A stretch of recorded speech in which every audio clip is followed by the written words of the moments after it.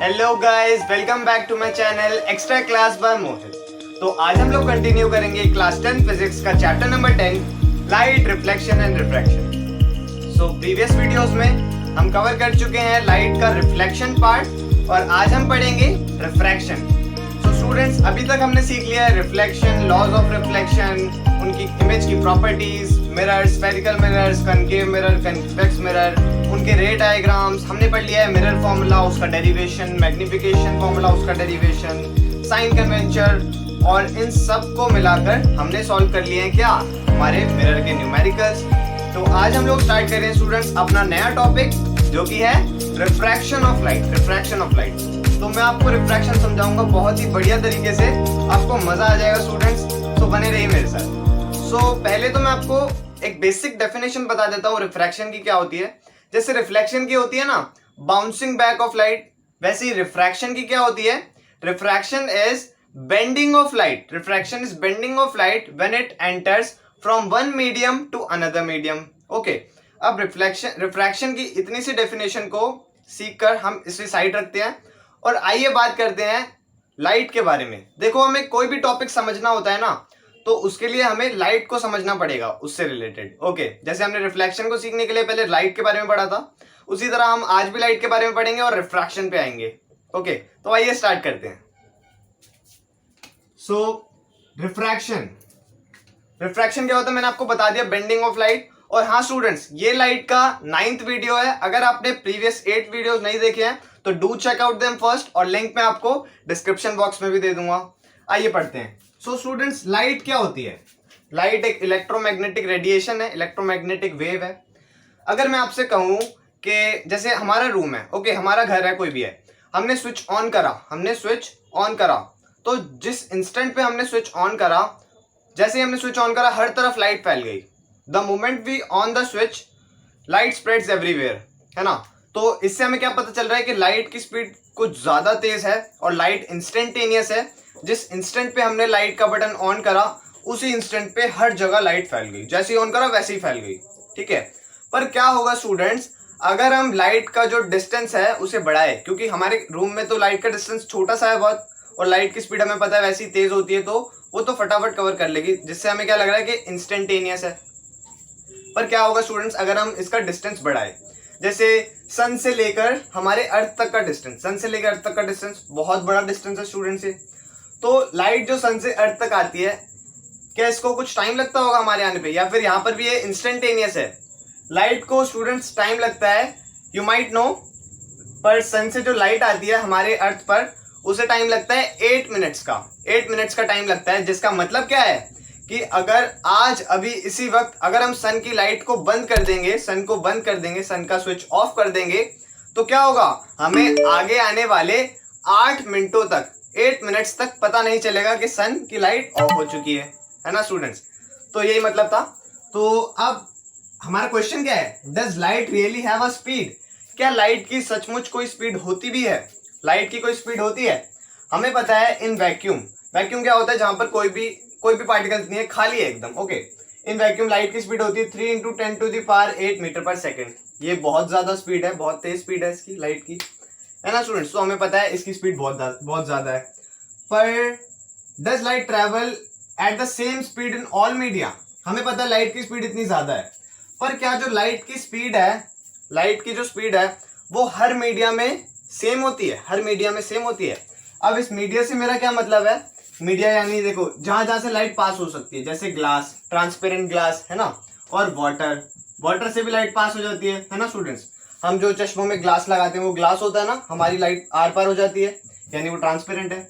और कुछ translucent substance जैसे कि ऑयल वगैरह, इनसे भी लाइट पास हो जाती है ना, और बाकी कोई लिक्विड्स वगैरह। पर कुछ ऐसे सब्सटेंस होते हैं जो कि ओपेक होते हैं, जिनसे लाइट पास नहीं होती, जैसे कि वुड कह लो, लकड़ी, या कह लो कोई टेबल, ओके, जो सॉलिड चीज है, उससे लाइट पास नहीं होगी, ओके, आर पार नहीं जाएगी। तो ये था मेरा मतलब मीडियम से। हमारे ग्लास में लाइट ट्रेवल करेगी, वाटर में करेगी, ऑयल में करेगी, वुड में नहीं करेगी। ओके, तो क्या इनकी लाइट की जो स्पीड होती है वो सेम होती है?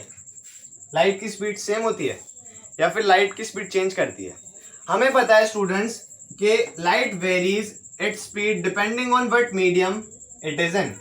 जो लाइट होती है वो अपनी स्पीड को चेंज करती है, अपनी स्पीड को वेरी करती है उसके हिसाब से कि वो किस मीडियम में है। अगर वो एक मीडियम में है तो उसकी स्पीड कम है और दूसरे मीडियम में है तो उसकी स्पीड ज्यादा है ना। ऐसे लाइट अपनी स्पीड डिसाइड करती है। पर लाइट अपनी स्पीड डिसाइड करती है, ओके। तो लाइट क्या है? एक इलेक्ट्रोमैग्नेटिक वेव है, इलेक्ट्रोमैग्नेटिक वेव है ना। Why does light slow down in a medium? अब लाइट, अगर लाइट की स्पीड वेरी करती है अलग अलग मीडियम में, तो एक मीडियम में तेज है, एक मीडियम में धीरे है, तो ये जो लाइट की स्पीड थी, लाइट तो एक ही है ना, तो ये लाइट ने अपनी स्पीड को स्लो डाउन क्यों करा? लाइट की स्पीड स्लो डाउन क्यों हुई? एक मीडियम में लाइट की स्पीड स्लो डाउन क्यों हुई? तो इसको समझने के लिए स्टूडेंट्स हमें एटॉमिक पिक्चर पर जाना पड़ेगा, उस मीडियम की एटॉमिक पिक्चर पर जाना पड़ेगा। देखो, लाइट हमारी इलेक्ट्रोमैग्नेटिक वेव है, वो ऐसे हैप्पीली ट्रैवल कर रही थी। फिर हमने क्या करा, एक स्क्रीन यहाँ पर रख दी, समझ लो एक ग्लास रख दिया हमने यहाँ पर, ग्लास की एक वो रख दी स्लैब, ओके। अब क्या हुआ, लाइट को इसके अंदर से पास करके जाना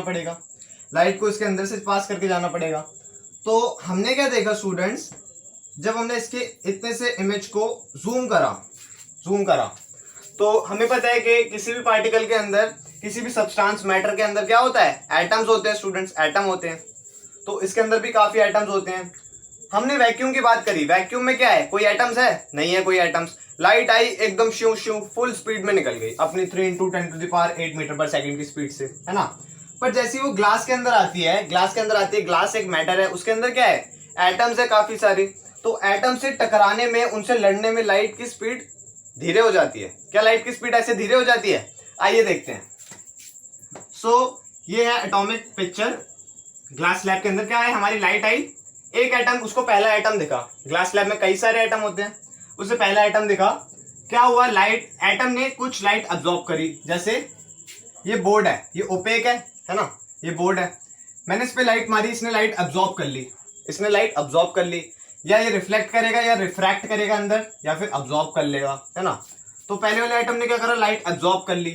उसके बाद क्या रहा, उसने लाइट री एमिट कर दी, एमिशन कर दिया लाइट का, बाहर निकाल दी। पहले अब्सॉर्ब कर ली फिर बाहर निकाल दिया। फिर दूसरे वाले आइटम ने अब्सॉर्ब कर ली, फिर उसने भी बाहर निकाल दिया। तीसरे वाले आइटम ने अब्सॉर्ब कर ली, फिर उसने भी बाहर निकाल दिया। चौथे वाले आइटम ने अब्सॉर्ब कर ली, फिर उसने भी बाहर निकाल दिया। तो इस तरह लाइट को कई बार रुकना पड़ा अपने पाथ के बीच में। एक बार उसको पहले आइटम ने रोका, फिर दूसरे आइटम ने, फिर तीसरे, फिर चौथे में। तो जो ये अब्सॉर्प्शन और री एमिशन का जो टाइम है, एटम के द्वारा जो लाइट का अब्सॉर्प्शन और री एमिशन हो रहा है, इसमें कुछ टाइम लगता है स्टूडेंट्स। कुछ टाइम लगता है अब्सॉर्प्शन में, कुछ टाइम लगता है री एमिशन में, फिर कुछ टाइम अब्सॉर्प्शन में, फिर कुछ री एमिशन में। तो इससे क्या होता है स्टूडेंट्स, लाइट जो एकदम तेज चल रही थी वैक्यूम में, अब क्या हो गया, ग्लास स्लैब के अंदर आने से धीरे धीरे चलने लग गई, क्योंकि यहाँ पर लाइट के बहुत सारे स्टॉप्स मिल गए। पर क्या लाइट की स्पीड असल में स्लो हुई है? वेल, अगर हम इसे दूर से देखें, हम, ये बहुत छोटी चीज है, अगर हम इसे बहुत दूर से देख रहे हैं, हम इसे दूर से ही देखेंगे वैसे नॉर्मली, हम क्या ऑब्जर्व करेंगे स्टूडेंट, कि लाइट की स्पीड स्लो हो रही है। वो यहाँ पर भी रुक रही है, यहाँ भी रुक रही है, यहाँ भी रुक रही है। तो क्या लाइट की स्पीड स्लो हो रही है ना स्टूडेंट्स? हम क्या पाएंगे, लाइट की स्पीड स्लो हो रही है। पर क्या लाइट की स्पीड स्लो हो रही है असल में? नहीं स्टूडेंट, लाइट की स्पीड स्लो नहीं हो रही। क्यों? क्योंकि जो एटम्स है, बीच में बहुत सारे स्टॉप्स है, वो उनको लाइट को अब्सॉर्ब करने में और री एमिट करने में टाइम लगा रहे हैं स्टूडेंट्स। इसका एग्जांपल क्या है स्टूडेंट, जैसे कोई बस जा रही है या कोई कार जा रही है, मेट्रो स्टेशन, हाँ मेट्रो जा रही है कोई, जब तक कोई मेट्रो का स्टेशन नहीं आया तब तक मेट्रो बहुत तेज चल रही है। पर जैसे ही कोई मेट्रो का स्टेशन आ गया, मेट्रो वहां पर रुकी, और उसके बाद क्या हुआ, फिर अगला स्टेशन आने तक मेट्रो बहुत तेज चली, उसके बाद मेट्रो रुक गई अगले स्टेशन पे। तो वो जो मेट्रो का स्टेशन आया, वो स्टेशन लाइट के लिए क्या है, एटम है, एटम के पास आके वो रुक गई और फिर वहां से निकली। जैसे मेट्रो रुकती है फिर निकलती है ना, तो उसी तरह।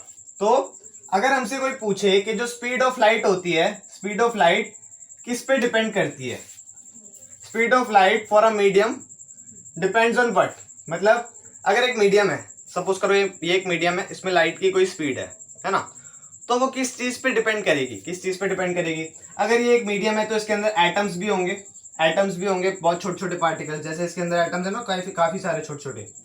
तो क्या होगा, इसकी स्पीड डिपेंड करेगी how quickly the atom absorb light और हाउ क्विकली दे री एमिट द लाइट। ओके, अब जितनी जल्दी ये अब्जॉर्ब करेगा और जितनी जल्दी छोड़ेगा उतनी तेज लाइट की स्पीड होगी, और जितना धीरे ये ऑब्जॉर्व करेगा और धीरे ये छोड़ेगा उतना धीरे धीरे लाइट की स्पीड होगी, और अगर जल्दी जल्दी करेगा तो एकदम फास्ट हो जाएगी लाइट की स्पीड, है ना। तो ये फैक्टर्स है कि लाइट की स्पीड धीरे क्यों होती है किसी मीडियम में, how quickly they absorb the light और हाउ क्विकली दे री एमिट द लाइट। अब देखो ना, यहाँ पर एटम्स है, एटम कितनी जल्दी ऑब्जॉर्ब करते हैं और कितनी जल्दी री एमिट करते हैं स्टूडेंट्स। सो स्टूडेंट्स, अभी तक हमको पता है कि लाइट अपनी स्पीड स्लो डाउन करती है when it enters a medium, और वो किस पर डिपेंड करता है कि जो उस मीडियम में एटम्स प्रेजेंट है वो लाइट को कितनी जल्दी अब्जॉर्ब और कितनी जल्दी री एमिट करते हैं, है ना स्टूडेंट्स। तो हमें पता लग गया कि लाइट की स्पीड स्लो होती है किसी मीडियम में जाने से। तो लाइट की स्पीड किसी मीडियम में स्लो भी हो सकती है, किसी मीडियम में फास्ट भी हो सकती है स्टूडेंट्स।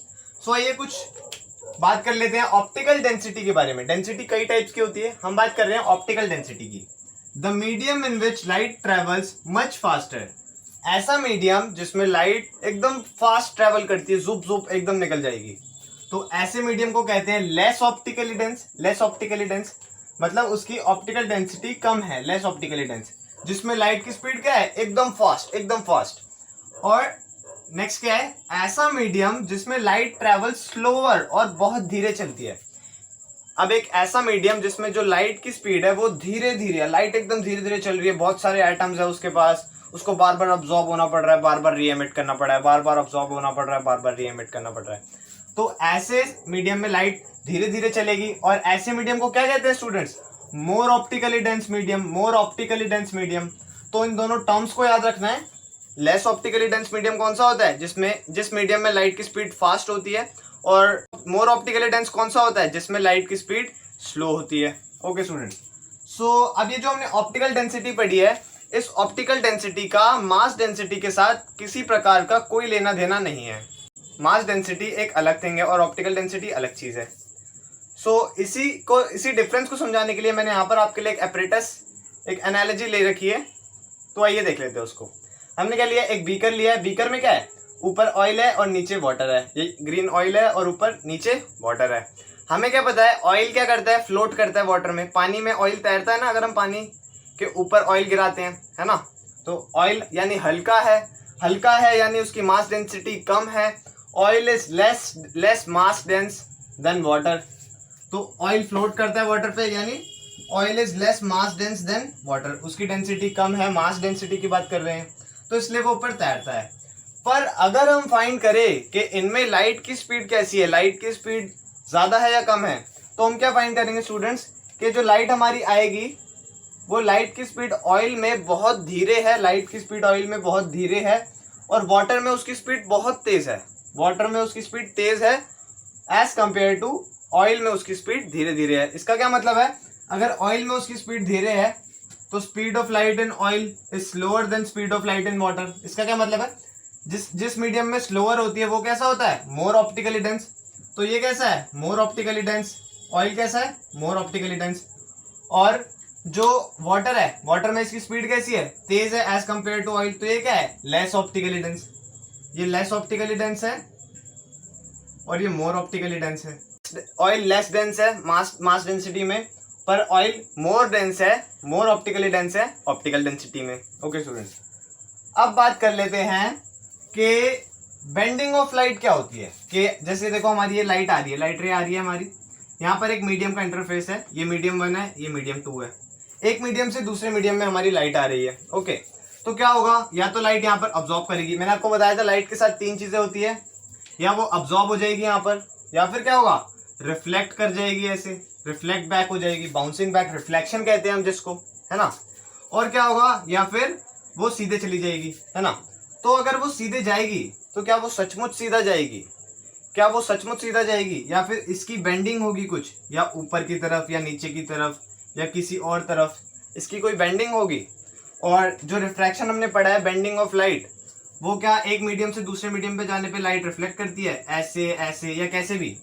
तो इसको समझने के लिए हमारे पास एक बहुत बढ़िया एनालॉजी है आपको समझाने के लिए, तो आइए उसे देख लेते हैं। बहुत बढ़िया एग्जांपल है। तो क्या एग्जांपल है वो, एक सिचुएशन है बीच की, हम बीच पे खड़े हैं। ओके, ये सी शोर है, यहाँ पर क्या है, पानी, यहाँ पर पानी है, समुद्र है एकदम, ठीक है, समुद्र है, पानी पानी है हर जगह। और यहाँ पर क्या है, सैंड है, यहाँ पर सैंड है, जैसे बीचेस पे होती है ना सैंड।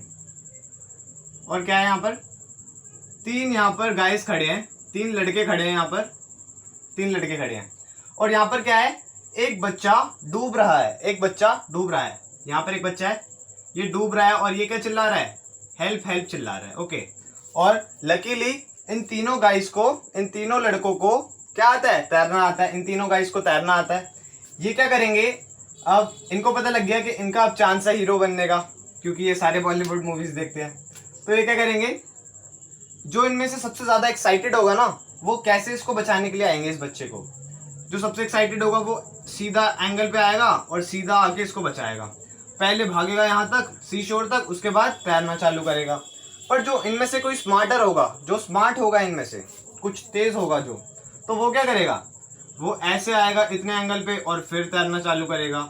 और जो बहुत स्मार्ट होगा वो ऐसे आएगा इस एंगल पे और 90 डिग्री के एंगल पे तैरना चालू करेगा। अब इनमें फर्क क्या है स्टूडेंट्स, फर्क क्या है, हमको पता है कि एक पर्सन जमीन पर जितनी तेज भाग सकता है वो उतनी तेज स्विमिंग नहीं कर सकता।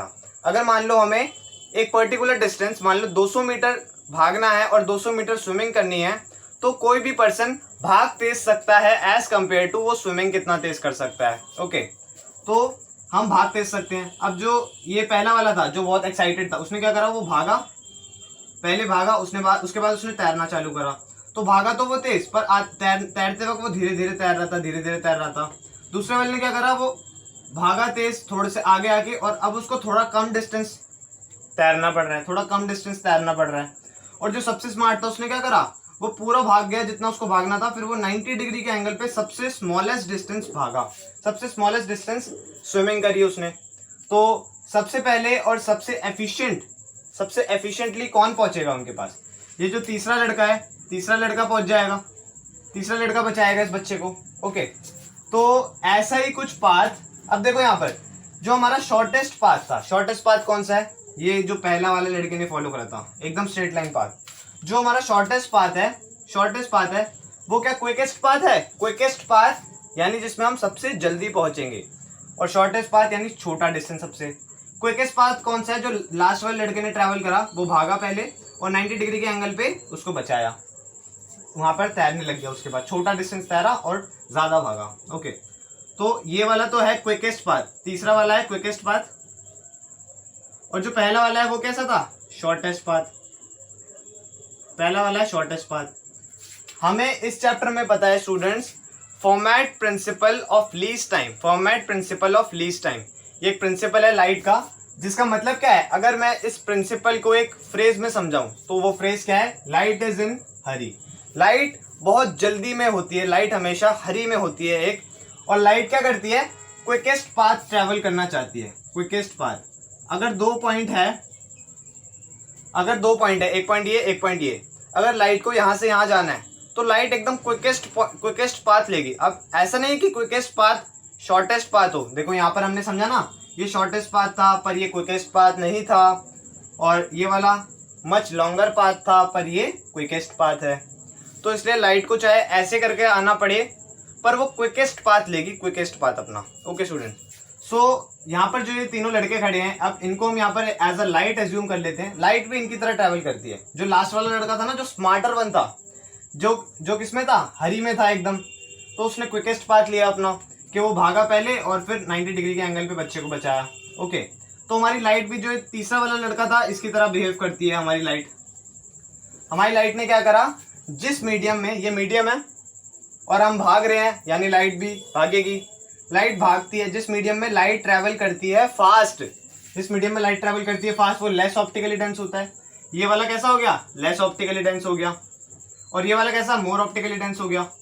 क्योंकि अगर हम धीरे तैर रहे हैं उसमें, तो लाइट भी धीरे धीरे तैरेगी, है ना। तो ये मोर ऑप्टिकली डेंस हो गया, ये लेस ऑप्टिकली डेंस हो गया। तो लाइट ने क्या करा, उसने ज्यादा टाइम बिताया लेस ऑप्टिकली डेंस वाले में, ज्यादा टाइम बिताया लेस ऑप्टिकली डेंस वाले में, और कम टाइम बिताया मोर ऑप्टिकली डेंस वाले में, है ना स्टूडेंट्स। सो जिससे कि क्या हुआ, इसने अपना पाथ बेंड करा, अपनी लाइट का पाथ बेंड करा। एक और आपको एग्जांपल देता हूँ, कॉमन लाइफ एग्जांपल देता हूँ, रियल लाइफ, कि अगर हमें एक पोजीशन से एक डेस्टिनेशन पे जाना है, मान लो हमें अपने स्टेट से किसी दूसरे स्टेट में जाना है, तो हम कौन सा पाथ लेंगे? अगर जो सबसे शॉर्टेस्ट पाथ होगा वो हो सकता है किसी मेन रोड की तरफ से हो और उस मेन रोड में बहुत सारा ट्रैफिक होता है।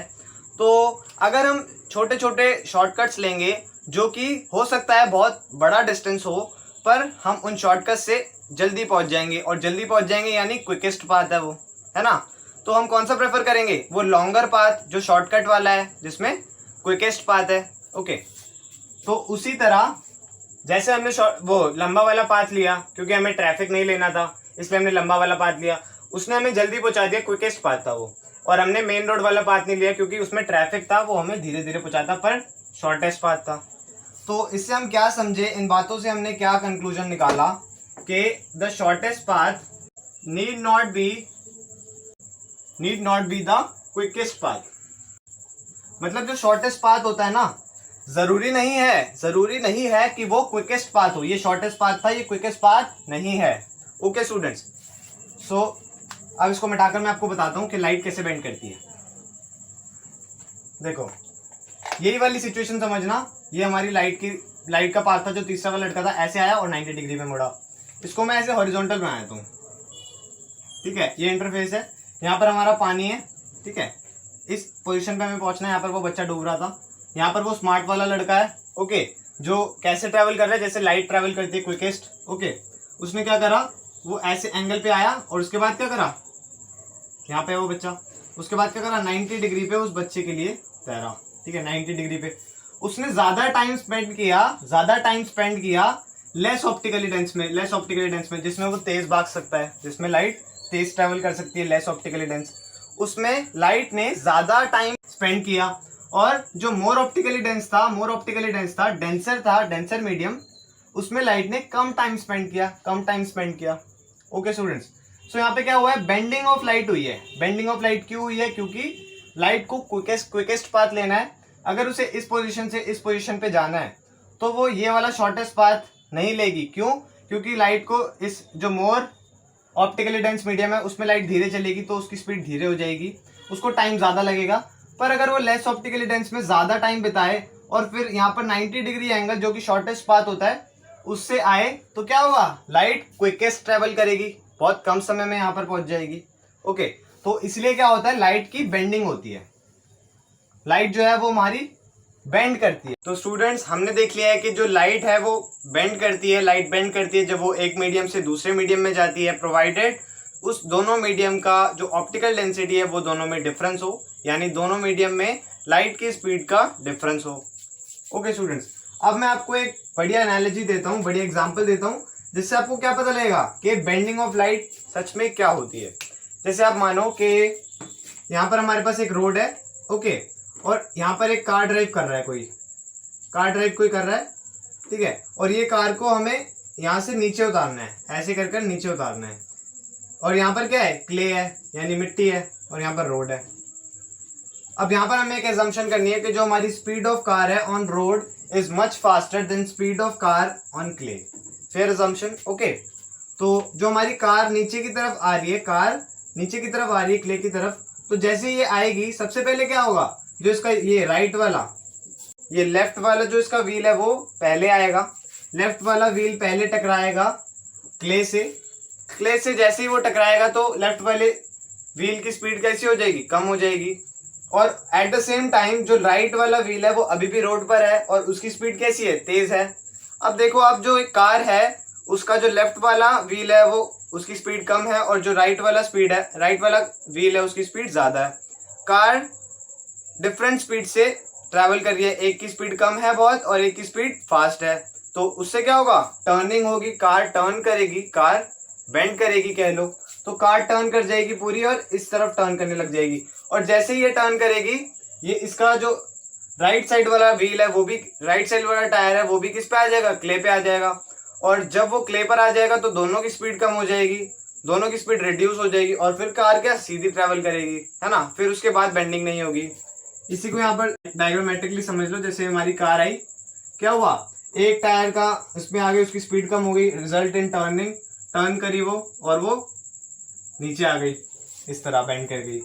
ओके, पर अगर हमने माना कि जो हमारी कार है उसको हम परपेंडिकुलर ही ला रहे हैं, परपेंडिकुलर ला रहे हैं, ओके, यहाँ पर रोड है और यहाँ पर क्या है, क्ले है, यहाँ पर स्पीड ऑफ कार कम है और यहाँ पर स्पीड ऑफ कार सेम है, रोड ज्यादा है रोड पे, है ना। तो हमारी कार जो है वो क्ले में आ रही है रोड से, तो ये क्या करेगी, इनके दोनों टायर साथ में टकराएंगे, दोनों टायर साथ में क्ले के ऊपर आएंगे, यानी अब दोनों टायर की स्पीड सेम है, दोनों टायर की स्पीड सेम है, यहाँ पर आके कम हो गई है, कोई बात नहीं, कम है पर दोनों की इक्वल है, जिससे क्या होगा, टर्निंग नहीं होगी, मतलब कोई कार मुड़ेगी ना इधर की तरफ मुड़ेगी ना इधर की तरफ मुड़ेगी, कहीं भी नहीं मुड़ेगी। अब ये कैसी रहेगी, ये सीधी चलेगी, पर क्या, रिड्यूस स्पीड से इनकी स्पीड क्या हो जाएगी, कम हो जाएगी। उसी तरह स्टूडेंट्स मैं आपको बता देता हूँ, जो हमारी लाइट रे है वो किस तरह रिफ्रैक्ट करती है किसी मीडियम से दूसरे मीडियम में जाने में। ओके, तो तीन केस है हमारे पास। पहला है, ऊपर हमारा रेयरर मीडियम है और नीचे कैसा है, डेंस मीडियम। रेयरर यानी लेस ऑप्टिकली डेंस और डेंसर यानी मोर ऑप्टिकली डेंस। ऊपर रेयरर मीडियम है, नीचे कैसा है। देखो हमारी लाइट रे ऐसे आई, हमें एक नॉर्मल बनाना है, ये हमने नॉर्मल बना लिया। तो जब हमारी लाइट रे रेयरर से डेंसर में आती है तो हमारी लाइट रे बेंड करती है टुवर्ड्स द नॉर्मल। इसको ऐसे जाना चाहिए था, पर क्योंकि ये बेंड कर गई, क्योंकि ये रेयरर से डेंसर में आ रही लाइट, तो ये बेंड करेगी टुवर्ड्स द नॉर्मल। और अगले केस में जब हमारी लाइट रे बेंड कर रही है toward denser medium to rarer medium, dense medium से रेयर मीडियम में आ रही है, तो जो हमारी लाइट रे है वो कैसे बेंड करेगी, हमने नॉर्मल बनाया पहले, अब इसको ऐसे जाना चाहिए था अगर कोई रिफ्रैक्शन नहीं हो रहा तो, पर क्योंकि बेंडिंग ऑफ लाइट होगा तो ये कैसे मूव करेगी, ये मूव करेगी अवे फ्रॉम नॉर्मल, क्योंकि ये डेंसर मीडियम से रेयरर मीडियम में आ रही है तो ये अवे फ्रॉम नॉर्मल मूव करेगी, और रेयरर मीडियम से डेंसर मीडियम में आ रही है तो टुवर्ड्स द नॉर्मल यानी नॉर्मल की तरफ मूव करेगी, और इस केस में नॉर्मल से अवे मूव करेगी, अवे, और इस तरफ टुवर्ड्स मूव करेगी। अब एक तीसरा केस, जब हमने जो इंसिडेंट रे है वो परपेंडिकुलर ले ली। अब इंसिडेंट रे परपेंडिकुलर ले ली तो जो हमारा नॉर्मल है वो भी कैसा होता है, परपेंडिकुलर होता है, नॉर्मल भी कैसा होता है, परपेंडिकुलर होता है। तो इस केस में कोई भी बेंडिंग नहीं होगी, जैसा मैंने आपको कार वाले एग्जांपल से समझाया था कि दोनों टायर साथ में क्ले के ऊपर आएंगे तो उनकी टर्निंग कोई नहीं होने वाली, कोई भी नहीं मुड़ेगा, ना इधर इस तरफ ना उस तरफ, और ये लाइट रे कैसी जाएगी, सीधी चली जाएगी।